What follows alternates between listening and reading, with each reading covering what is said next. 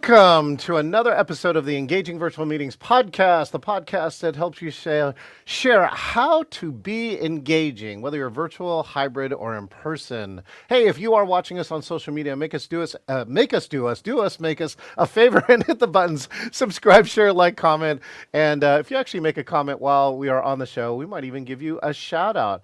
I just want to reflect that I'm coming off of the super amazing weekend. National Speakers Association's Northwest chapter just held our speaker showcase where we showcased 14 speakers in a TED-like environment and an all-day event. And people walked away and just said, this was so amazing. I got the right idea, right? It was so inspiring. And 6 of them are going to go move on to the Northwest Event Show, the largest show in Washington State. And so I'm just sharing with you how important, right, your voice is, how important your words are, and how you deliver them is really what can make the difference sometimes in somebody's life. So check it out, National Speakers Association's Northwest. I'm not only a member, I'm actually the current president. So cool. So check that out. And if you want to, you're watching the Engaging Virtual Meetings podcast, you want all the episodes, go to engagingvirtualmeetings.online and get your podcast on one of any 13 platforms. Meanwhile, I host a conference every October called the Engaging Virtual or the Engaging Conference. You can go to engagingvirtualmeetings.com/CON and get yourself a free ticket. But this year too, you can, for the second time, come live here to Seattle and we'll show you the secrets of how you can be engaging. Now, speaking of being engaging, here comes my next guest. We just got a chance to hang out last weekend in Orlando. He's a seasoned speaker with a rich experience spanning over a decade. He's the owner of FamiLEAD Management Consulting, helping leaders and managers build effective teams. And when he's not leading teams or coaching leaders, this guy has completed 16 marathons and he loves traveling around the country. Please, let's welcome Jessper Maquindang. Hey, Jessper, how are you doing? John, I'm good. Thank you for having me. I'm very excited to join you today. And great to see you again from Thrive. I know. I'm excited to see you again, too. Jessper and I, we had a Thai dinner. All right. We're both members of Asian Pacific Islander NSA. Jessper also spoke in my recent AANHPI speaker showcase. And so many things. I've really gotten a chance to know Jessper a little bit more over the time. But in this case here, Jessper, I got a bunch of friends who don't know who you are. So why don't you just take a moment and introduce who you are and what you do? Absolutely. Hi, everyone. I'm Jessper Maquindang. I am from the Los Angeles area, and I am in the world of company culture.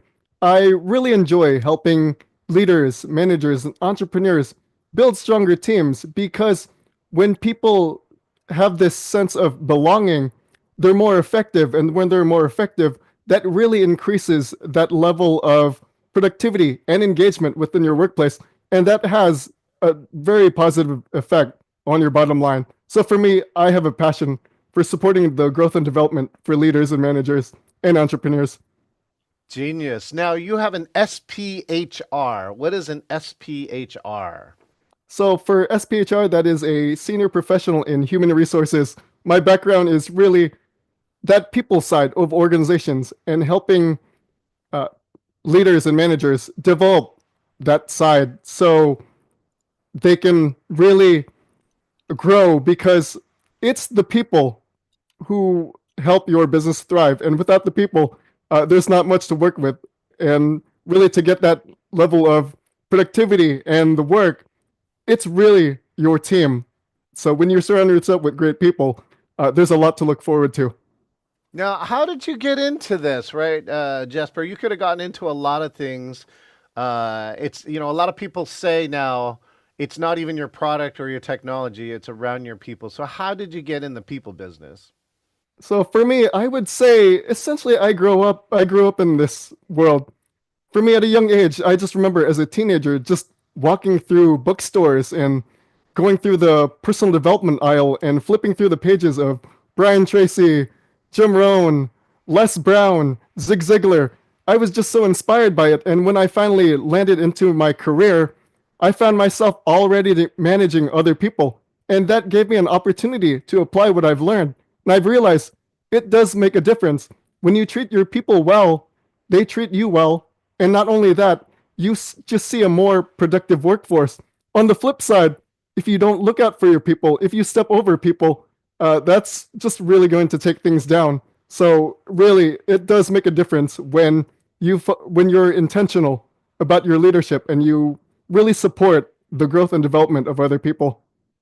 So do you have an example of that, maybe of somebody you work with? No, don't say any names, but I'm just curious of like how when you interject the right HR thing that you can make a difference. Here, I'll give you a short example. Like mine was, I wasn't even really in HR, right? I worked at Microsoft for a decade, but the one key was that we had 9 teams working on Microsoft Exchange, and when they went to put the server together, you sent an email to 10 people, and the server fell over for 24 hours. And I used HR like skills.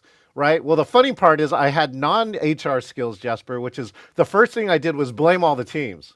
Right. It's your fault. It's your fault. We're slow. Right. And they went and proved that we're fast. And then we're like, oh, we can't do that. So then I used some HR like techniques and I said, we got to ask a different question. And so we found what was really happening was it wasn't the teams themselves. It was the communication between the teams that was the real problem.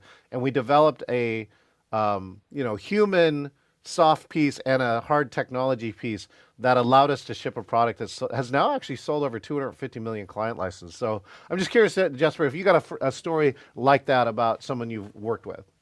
Absolutely. It's also along the lines of communication, especially Yes. when it comes to leadership. So Yeah. many people emphasize communication, communication, communication. And there's no way to overdo it because I realize uh, it's just such a great reminder when people have the opportunity to show how effective and how important communication is. So in my case, in an early role I had, I was supervising a documentation department at a travel company. So what we did was we printed information for clients to give them an idea of what they can do when they travel around the United States. And during the peak travel season, it gets really busy. And I remember one of our team members, we'll call him Imaginary Bob. Uh, Imaginary Bob started complaining about the workload, the long hours, and he just threw out different ideas. And the rest of our team, we were taken aback because we just weren't used to the different perspective that he shared. Yeah. But when I realized uh, uh, just how it added up, it just added more pain and strain to the process. And then one day I finally got the team together and I asked Imaginary Bob, what's going on in your mind? Why are you putting us through this? And he said, well, I want our department to be effective and efficient. And then I asked the rest of the team, well, what are your goals? And they said something very similar. We Yeah. want our department to be effective and efficient. And I realized it's this shared purpose, the shared mission, the shared goal that really opens up the space for everyone to communicate. Now, again, it wasn't perfect, but it did give everyone that opportunity to start listening to each other. And then I promoted more meetings to really refine what we wanted. And then we really took the time to see, where can we work together? Mm. And then once we had this new process, we were more effective and efficient than we used to be. So again, when it comes to communication, yes, we need to address the problems when there are bottlenecks. But at the same time, when we realize there's a shared mission, shared vision, same goal, that opens up the space for everyone to work together. Yeah, the key here too, Jesper, is that I've done 28 years of team building. So far that during the team building program I run GoPros. And here's the funny part. Like I think, right, Jesper, we both now agree, right? Communication is one of the core foundations of teamwork, right? Here's That's the right. funny thing that we saw after analyzing hundreds of hours of people in team building events. The best winning teams never shut up. They're constantly talking. Like if you can actually shove it through AI right now and ask what percentage of the time do you hear audio of people talking, and it should be in the 80 to 100%. level for the teams that win. The teams that lose, right? The team fractures and they stop talking to each other, Jesper. Have you ever seen that in a team where everyone gives up on each other and like nobody's talking to you? Like me and Jesper would turn away from each other, right? and and not talk to each other, and that's when teams fail because they just stop communicating. Have you ever seen something like that? That's right. Also, I would say ineffective teams, another reason they don't communicate is they run on assumptions. They assume things and they don't Yeah. question it. And when they don't question it, that just leads to more problems. On the other hand, as you said, when teams communicate, and communicate, it really gives them the opportunity to really challenge those assumptions and really figure out what is on everyone's mind instead of thinking they know what's on everyone's mind. It really establishes more practical reality of what's going on when people do take the time to, as you said, really open up that space to talk 80%, 90%, 100% of the time, rather than leaving it up to chance and assuming that they think they know what's going on. Yeah, it's one of our key. We have multiple exercises around it where a leader says, let's say 10 things, right? And then you get the teammates to try and play it back. And they haven't heard two, maybe lucky one of them. And so there are multiple things. Like, here's our most powerful phrase, Jesper.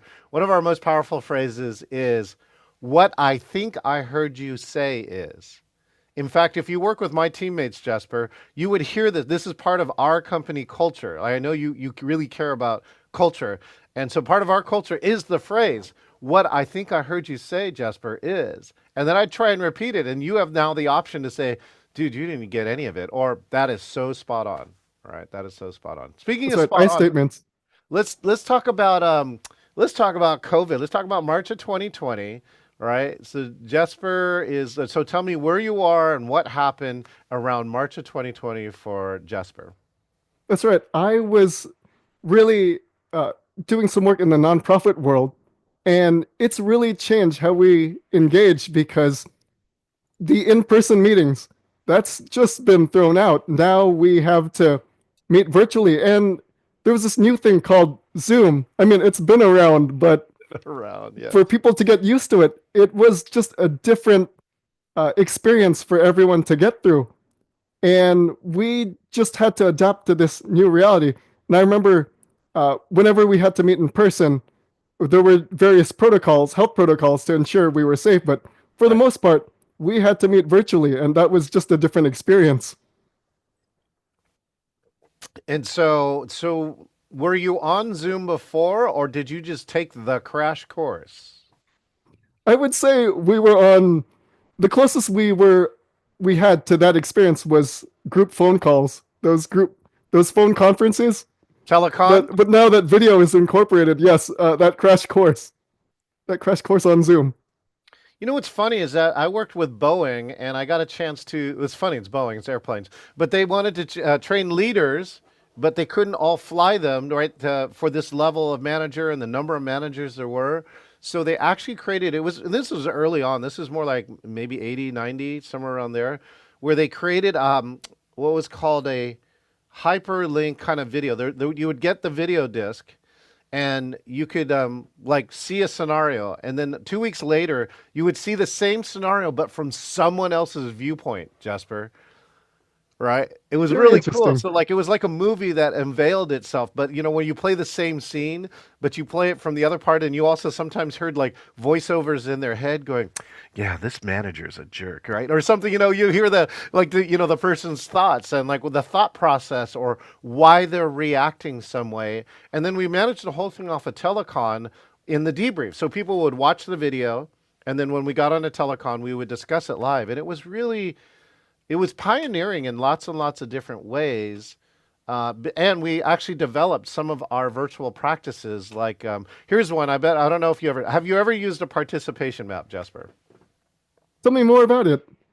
A participation map says I take every person who's in the class. Let's say there's 12 people in the class. And then I run a timeline on the top. Let's say the class runs from 2 to 4 o'clock.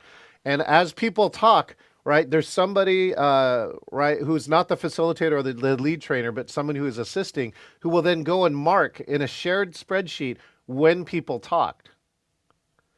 And so one of the top things it would do is identify to you, Jasper, like I'd have another screen over here where I could keep an eye on that. It would tell me who hasn't said anything yet. Oh, And then as a facilitator, you can make a choice. Right now, you can just say, let's say it's Nancy, right? Let's say, hey, Nancy, I haven't heard anything from you yet. I'd like to give you the opportunity, if you'd like, to share. And we also had a rule called pass, right? This is one of the other piece of culture in my meetings is pass, is saying, yeah, if you don't think you have anything to contribute, right, you can say pass. But why it's so important is that I gave that person now an opportunity to talk. They said pass, and now you at least have engaged them that they're not completely checked out and they don't feel ignored. So I don't know. Did you find wow. any other tools like that during COVID or during the early pandemic that really helped you be successful on virtual? Yes, for me, it was very similar. I didn't have a formal map, but I did keep track of participants to make Right. sure they contributed because when you have a room full of people, especially virtually, eh, we're going to hear different voices at different times. Yes. And when one person isn't engaged, you want to make sure that they haven't checked out. So I would do a mental uh, I would keep track of it mentally, and then if anyone hasn't spoken up yet, I'll say, "Hey, John, haven't heard from you all meeting. Curious to know what's on your mind. If you'd like to contribute anything, or if you have any updates." Also, what I do at the very beginning, there was a check-in I had with a leadership team, Okay. and one of the agenda items was good news. And it was pretty much an open opportunity for anyone in the room to share any updates, the great things that happened. Because if you didn't have any formal updates to share about your progress during the meeting, you'd still have something to share personally or professionally that happened in your life. And that really raised engagement levels within the leadership team. So I good love news. that. That's something I did. I might have to write about that, Jesper. If I do, I'm going to credit you. But I do like the good news. You know, we've done different versions of it. Kudos to another teammate too is another great one, right? So if Oh, you that's a great one. right, if somebody helped you out, right, you'd give a shout out. So I go like, hey, Sonia Price, right, was the MC, and we give her a shout out. She worked so hard and then crushed being an MC and doing a 30-minute keynote all in one day. It was crazy, right? So yeah, so oh, I love that. I love that piece there. Now, your background, something we teach in our class, right, is the G in engage is good looks. So walk me through your background and your setup. Like, where did you start at, like before the pandemic began, and then how did you develop the setup that you have now? So the setup I have in the background, Yeah, yeah, it's everything, anything it's related to what you have going on virtual. That's right. So for me, actually, at the very beginning, I just use a blank wall, and there just wasn't much to it. And then over time, I used a background with my logo on it. But I realized maybe I can get a little bit more creative, and I started building my bookshelf over the past year. And as you can see, it's organized. On the right side, it's leadership. On the left side, management principles and some finance. So Oh, there's a method to it. And then on oh. this side, it's my certificate for certified executive coach. So I like to put my leadership books behind me because it's a field I'm passionate about. There are other topics just in different parts of the shelf, but I really like to highlight my leadership books because it really has meaning to what I love learning about. Well, speaking of meeting, let's do this exercise, right? So I'm going to ask Jesper. He's going to turn around, pick a random book, open to a random page, and read like 2 or 3 lines from that. So go ahead, Jesper. Just turn around, figure out, yeah, pick a book. Let's see here.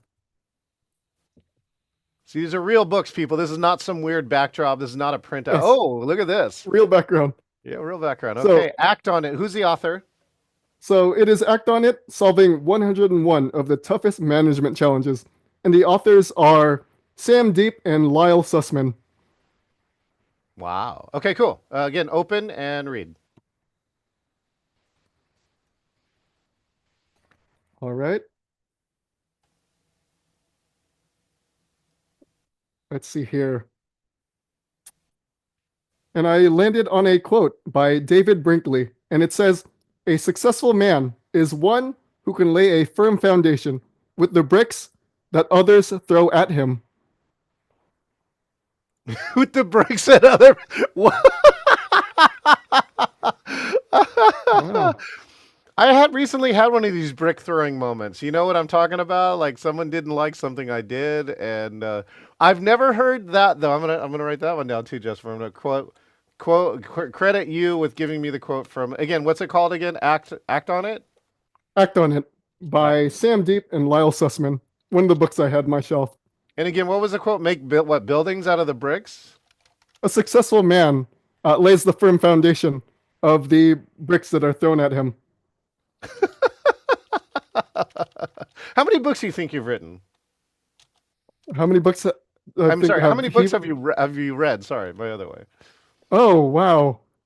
Just dozens and dozens and dozens. Do you have a goal like to read some number of books every year? Every I yeah. do. So 20 books a year. Cool. Let me check. Now, did I give you a copy of my book yet or not? Oh, not yet. Oh, geez. All right. Well, good for being on my podcast. Right at the end of this, chat me your snail mail address. I'm going to send you a little thing. So Okay. let me highlight some other stuff here for me. Right. So again, we're talking about good looks, and good looks starts with you. So look, Jesper's got his very close to Stephen Jobs kind of look. He's right. He's got the shirt with the black jacket. That's really key.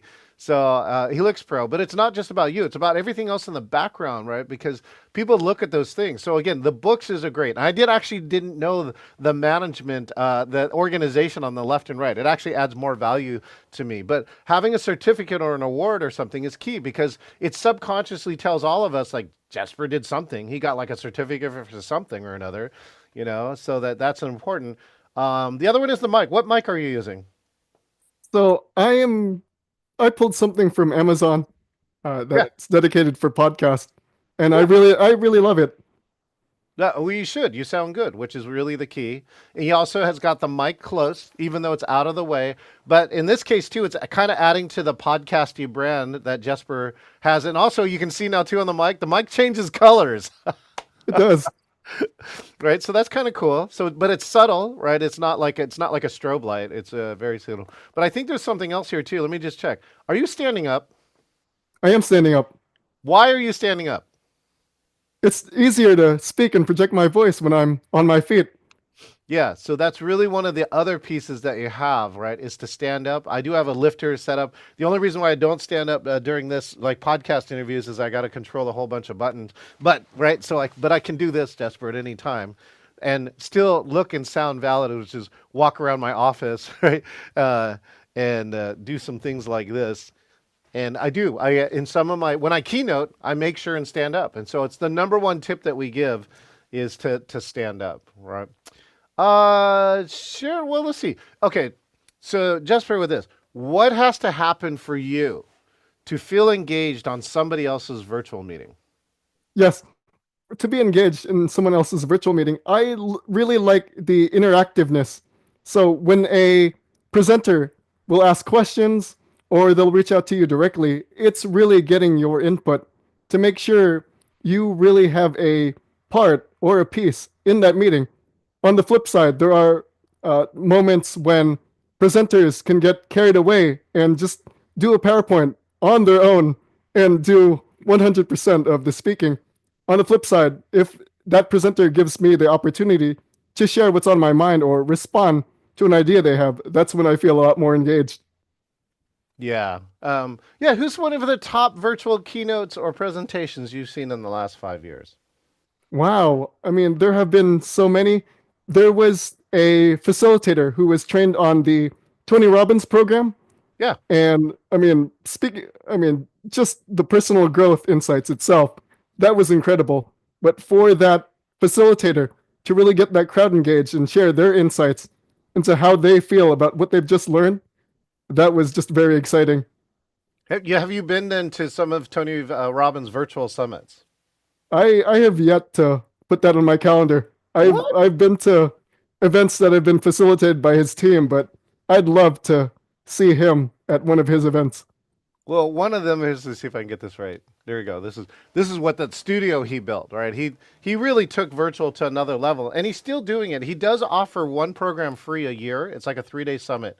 But Jesper, as a speaker, as a National Speakers Association member, You should go see him live before he's out of here because you would start with a program like Unleash the Power Within. By the way, I'm not paid by Tony Robbins at all, although he is my client. All right, I actually do team building for his youth program. I actually done team building for the staff that runs the pieces behind there, and yeah, I can tell you. You will learn a lot by watching him speaking. I can tell you that some of the things that I do when you see me speak are influenced by him. So go check that out. Excellent. And I think he just finished one of his free programs. But go on. My sister actually, I think she just was one of the virtual facilitators in this last online program. So Wow, yeah, that's so she's exciting. yeah she's done that too. Okay, let's see. So now, what do you think the future of virtual and hybrid is, especially with speaking, right? Again, Jesper is a National Speakers Association member. What do you think the future of virtual and hybrid is for training and speaking? I see so much potential for a lot more collaboration. In the past several years, we've seen tools like Google Documents, and other Microsoft tools. We've seen people have that opportunity to work together on various projects.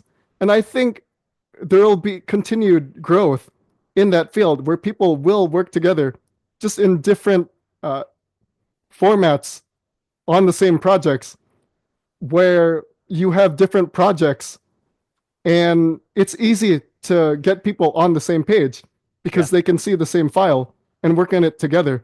So this idea of collaboration, I think that's really going to grow.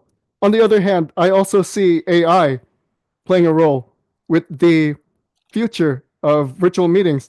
I was recently speaking to a salesperson at an AI company that takes those meeting transcriptions Yeah. and tailors it to understanding your leadership style. So just like the other transcription services like Otter, Fathom, what this AI platform does, it'll say, Jesper, you spoke this amount of times and you were encouraging to your teammates this amount of times, and this is the opportunity where you could help your team members grow. So it takes that meeting transcript and gives you customized tips and insights into how you can really further refine your leadership, specifically leadership, and It, in virtual meetings. without paying a coach hundreds of dollars, a human would have had sit through the meeting. Plus, you'd have to give them permission or access, which might be sensitive, and then they got to debrief you, and you can now have that included, or have that service available at a price point that is like a fraction of that. And I think that's really key. Yeah, especially in the learning industry. I'm sure the learning industry is really watching what AI can do because sometimes learning is a big data thing, like the LMS, right? The learning management system has become a centerpiece of HR strategy of saying, what has training has this person taken, right? What are they struggling with or succeeding at as their superpower? What do they need to do next? Even suggesting the path for them to do that. So that you could measure things like when do they get promoted to the next level, and ideally they do it faster than the average is really kind of one. I've also seen it used in new hire training. New hire training, because that's a key metric that lots of trainers use, which is what's the amount of time it takes between hiring till they become, quote unquote, fully productive. And sometimes it's long as 18 months. And if you could squash that to a couple of weeks, that's just pure value. Here, I'll give you one, on the collaboration side. I love that you said that. Because Microsoft Word has been doing it for a long time. I think even longer than Google Docs. But I do a simple exercise, which is up to 8 people in a breakout room write a poem in 6 minutes or less. And what happens invariably, Jesper, is that people first come to the old mindset that they think they got to write one line at once. But what happens is when a team figures it out, you'll see like a horse race that all 8 lines could be written at the same time. But it's a new skill because you got to pay attention, like improv. You got to pay attention to the other lines because I told them it has to rhyme somehow. So eventually, you got to figure out how to modify your line so it, fulfills the goals. But some people have written the poem in as little as a minute once they understand it, and that's kind of the purpose of the exercise. That's Uh, interesting because it does add more engagement and gets people to really think collaboratively and work together on how they yeah, can solve a brand new a brand new challenge because you're building a poem from scratch. Well, and the key here, Jesper, is right here. Watch, follow me. So it's called matching and mirroring, right? So put your two fists on your head like this, all right? And now blow your mind on the count of three. One, two, three. I blew this person's mind because the key here was that when they saw me do this exercise that was kind of silly, right? We're writing a poem. They suddenly had the light bulb go on, so saying, "I think I know now. I think I know now how to run this really valuable exercise that I thought was impossible in virtual." And literally, they logged off the meeting, and it was like my conference. They came back the next day, and they raised their hand, and I said, "What do you got?" And they said, "I just want to tell you, John, that you turn on this light bulb. This morning, I ran this exercise, and everybody said it was the most transformational thing that's happened since March of 2020." So, yeah, I blew his mind. I blew his mind. All right. So speaking of blowing his mind, right, you're now to the favorite new section of this podcast, which is the speed run. I'm going to ask you a bunch of questions, right, and you are going to attempt to answer them as quickly as possible. Are you okay with that, Jesper? I'm good with it. Let's go. Okay, here we go. First one. Your favorite coach? My favorite coach. Oh wow. What's his name? I have his book. Marshall Goldsmith. There we go. There you go. That's a good one. Okay. Best culture of any kind. Best culture of any kind. I would say Southwest when they really developed their teams into that leadership culture. Southwest, the airlines? Yes, Southwest Airlines.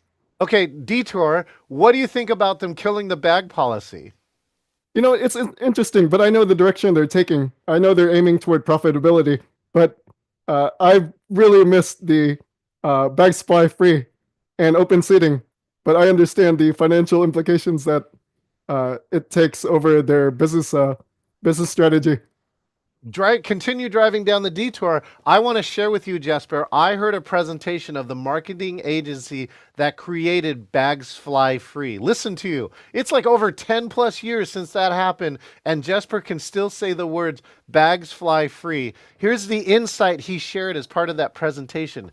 While they were making this decision, all of the airlines were going and charging, a lot for bags. And they said they went to the company's values. They said one of the top value for Southwest is freedom. Freedom, right? Remember that? Freedom to travel around the country, freedom to travel wherever you want. And so by using freedom, they said, we don't want to charge for bags. And they said they calculated it was going to cost them $300 million in missed bag fees to make that decision. And the board or whoever at the time said, no, we're going to do it because it matches our values. What they got in exchange was $1.2 billion of new business for all the people who hate bag fees. And so I'm not a fan of this decision. If they are going somewhere, I'd be curious curious to see where it goes and if they did it. But look, I think somebody said at NSA, right? Be different, right? If you're different, especially as a speaker, then you got a niche.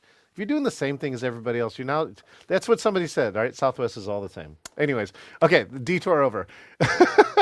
Your favorite HR tool or practice? Oh, HR tool or practice. I would say there are, uh, I do have a list of great questions to ask interviewees. Oh, I hope you share those, Jesper. Absolutely. So for me, it's really understanding the values of the organization that you're hiring for. And for me, it's really asking them to either share their experiences with those values. Also, in one organization where it was they had performing artists, I actually had them create a group cheer based on one of the values of the organization, and it really expressed their energy. It fit the values of the uh, department itself because it is performing arts. So why not have performing artists perform? And that really gave them a chance to really express themselves in their way. So I would say take the values, apply it, see how you can get creative with it, and see how other people can get creative with the values that the organization stands for. And the key here too, because Jesper's a coach, you understand, right? Questions is the way you unlock this value. Questions, right? The quality of your life is the quality of the questions that you ask yourself and others. So that's I I like how love you that, just mentioned Jesper. that. That is Yeah. true. Questions really do play a role in our decision making. And if we're not asking questions, then we're running based on assumptions. But on the other hand, if we are taking advantage of these questions to really decide how we want to move forward, that really opens up the space to understand how we really want to see the future. So ask questions. Genius. Okay. Favorite speaker or trainer? Wow, there's so many out there. I would say I was just uh, excited to see Les Brown at Influence last year. That was very exciting to see him in person because I've always wanted to see Les Brown in person, and that was just an amazing experience. And did you hear my brush with Les Brown? I tell me more about that because that was just an exciting moment for you. So last year I earned my CSP that grants me access to the green room, which means I can go behind the stage. And I left a shirt, right? So here's another cool speaker tip, right? Is have a backup. So I put a shirt back, a clean shirt back there. And so I went to go back and change it. And I opened the curtain. And who's there? Les Brown with nobody there. So I got a chance to sit down with Les Brown and let him know I've been listening to him since the 80s, right? Along with Tony Robbins and all the other ones I listened to. And then I asked him, I said, "Can I give you a book?" And he would be like, "Oh, I'd love to give you a book." Blah blah blah. And then he came around. Oh, and he goes 3 minutes into that. He goes, "Hey John, turn on your camera." I'm like, "What, Les?" He goes, "Turn on your camera." I'm like, "Okay, fine." So I turn on my camera, right? I start videoing him, and he gives me a 69-second perfect testimonial. It was unbelievable. I'm trying to see if I have a button with it. Let's see. That was Uh, such a great moment. When you first told me that story, I was just on my toes, just celebrating no, that opportunity that you got. I don't know if I got this right. Let me see if I can find it. Hold on. You have something special. You have greatness in you. Hello, I'm Les Brown. This is a time that we have to really be creative in how we show up in life. This book, I highly recommend Virtual Meetings. Now, why? It allows you to be able. That's what happened, Jesper. I was like, and for those who complain that quote unquote influence is too expensive, like conferences have gotten expensive. I'm in the meetings industry. Stuff has gotten expensive to like fly and travel and be there. That was priceless. That paid for every single penny I ever. All right, it's in my speaker reel now too. By the way, I'm working on a new speaker reel, and Les is highly featured in it. And every time people go and see it, I can hear people whispering, going, "That's Les Brown," right? And I didn't know this fact. Organic search wise, Les Brown gets searched more than even Tony Robbins does. Wow. And they're kind of competitive, right? Yeah. but Les shared that fact in his breakout meeting, and I totally agree with you. Great, perfect speaker. Okay, moving on. Best place you've traveled to. Best place I've traveled to, I would say, wow, I'll say Washington, D.C. Ooh. because I, Why Washington but D.C.? the last time I was in Washington, D.C., I was training for a marathon and just the weather was perfect. It was a nice spring day, not too crowded, not too empty, but when you're running around the fields, it's just a really neat experience when you're going around these historic buildings and especially running around the Smithsonian Ooh. museums. With the It's big water pond and the monument, and then yeah, it that is genius there. that's really a cool experience when you have your feet on the ground and you're actually running through those areas to really get your miles in. But being part of that history physically, it was such a neat experience. Yeah, So I would say very cool. Washington D.C. And for those who don't know, go to Washington, D.C. All the museums are free. Well, at least still for now. I don't know if that's going to change, but right now everything's free. And I actually developed a geocaching, one of my team building courses, and I actually got people to the Hope Diamond. Like you can walk in and actually go in, and you got to find in one of the museums the Hope Diamond. All right, and read back a fact from it to let me know that you were actually there. That's what's there, and it's all free. That's part of what your government money goes to when it's working right. And so, yeah, Washington D.C. That National Mall is a treasure. It is a treasure. Okay, Speaking of geocaching, I did that a couple of years ago in Tennessee with a group of friends, and I didn't realize that so many of these hidden treasures are in obvious places that you didn't take the time to really consider. 4 million or more around the world. I haven't looked at the recent website, but that's how I made my career, Jessper. I met the founders of geocaching in their parents' basement when they were starting, and now they have an office here in Fremont. And so if you ever want to go visit the founders of geocaching, you can come to Seattle and visit them and get a special gift. So put that on your Wow. travel list, Jessper. Speaking of which, Oh, favorite place you've traveled to? Oh, same wait, place did I? I traveled to.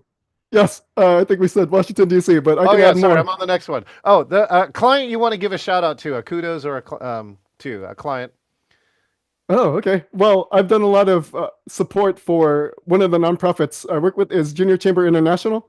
Yep. It's really given me the opportunity to sharpen my craft as a trainer and facilitator. So shout out to Junior Chamber International.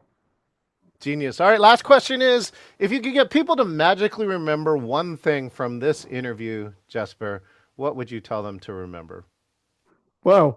I would say it's this opportunity to learn more about leadership development because I said, as I mentioned, your people, your team, it's the real magic that makes your organization thrive, your business thrive.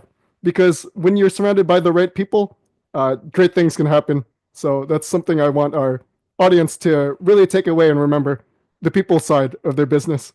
Outstanding. Jessper, thank you so much for being here on the podcast. I look forward to seeing you. I think you're going to Influence, right? It's on my list. Influence is National Speakers Association Summer Conference. If not, Jessper, we will see each other. Because, I'm coming to LA next month. I'm coming to LA, so let's make That's sure right. we meet up. Okay? Keep me posted. Thank you. Let's give a round of applause for Jessper Maquindang. Thank you, John. Thank you, everyone. All right. Well, good. Hey, if you are still watching, again, make sure and subscribe, share, like, and comment. Right? We just crossed over 1,000 downloads, and I'm on my way almost to 2 now for the podcast. And so please help the numbers. And most of all, you get to help yourself. You can actually listen to all these episodes because all the episodes are here on engagingvirtualmeetings.online. A new episode gets released every Wednesday. You can also subscribe to here on YouTube and get all these, like live, all the recent ones. Meanwhile, if you want more of learning how to be engaging, come check out engagingvirtualmeetings.com/con/con. You can scan this QR code and get a ticket or come live to the conference. This year, it'll be the last week of October, October 28th through 30th. And if you are one of our fun friends, you might even stay for the special Halloween after party. And if you want to be like Jessper, do yourself a favor, go to engagingvirtualmeetings.com/meet, select interview, and you too can be like Jessper and be the next guest here on the Engaging Virtual Meetings podcast. Hey, I'll see you next time.